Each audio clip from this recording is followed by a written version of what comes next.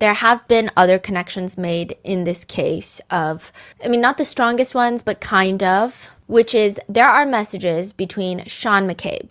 This is Matt McCabe's brother. Matt McCabe is Jen McCabe's husband. Matt McCabe's brother had reached out to Turtleboy, who is an investigative reporter and influencer that has been honestly breaking this case from the get-go. I do think that a lot of people have strong feelings either for or against Turtleboy. I think he's a very divisive... His name is Turtleboy? That's his online content creator name. Aiden Kearney is his... I don't know if it's his government name, but that's his name. But I think he's a polarizing character. And sometimes that works being an internet personality. He is very passionate in what he believes in. And some people think that that passion can go 2 degrees too far. And I think it really depends on where you draw the line of what do you call witness intimidation. If you go to Jen McCabe's kids' lacrosse games to go confront Jen McCabe while live streaming and shoving a camera in her face and saying, why'd you Google house long to die in the cold? Some people say slay. Some people say, that feels like witness intimidation. So it really depends. So Jen, I have a question. Did you think that you could outsmart Karen Reed? Why didn't you Google how long to die in cold, Jen? Cop killers! That's what they are. They're cop killers. I cannot wait until they go to jail. I'm going to be there. There are other things that people have called into question about how he's went about reporting on this case. All I know really is that he was one of the first people to break the case. I think that's the hard part is he was one of the first people to even get attention on this case. Nobody really cared about this case much. Everyone was like, oh, she killed her cop boyfriend. Okay, moving on. I see. And then he was like, no, I think something's weird.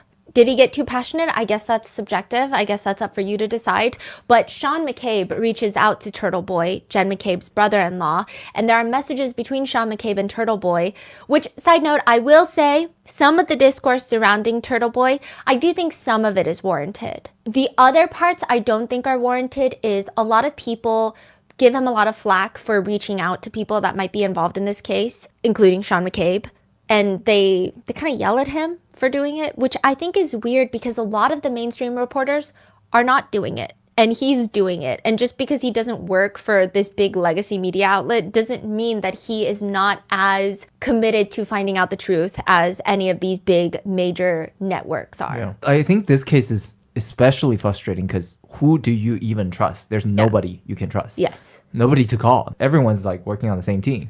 But I think where people thought he took it too far was he would do these roll calls where he would drive through everyone that was involved in front of their houses and use a bullhorn, and people would consider that doxing. Some people thought that there were children involved that, I mean, not children, aka Colin Albert, but other children involved that may not have really been involved that are now being put in the crosshairs for this. But other people say that, well, it's their parents' fault. It's really where you draw the line. Sean McCabe and Turtleboy have a conversation where Turtleboy asks Sean, do you really have a line to Judge Canoni, which is Auntie Bev? Sean McCabe responds, Auntie Bev? This is where her nickname comes from because everyone was like, Judge Canoni, Beverly Canoni. And then he's like, Auntie Bev? Auntie Bev? It's like a nickname, I guess. Like they know her personally? Yeah. He's like, Auntie Bev, whose seaside cottage do you think we're going to bury your corpse under? He's asking Turtleboy. Side note, Auntie Bev does indeed have a seaside cottage that nobody knew about because you're not supposed to know where judges live. The defense team blows up the messages on a giant poster board, which Auntie Bev hates when they do shit like this, but I kind of think it's great for visual impact and is slightly a comedic effect if this case were anything other than what this case is about. But Auntie Bev has to stare straight into those messages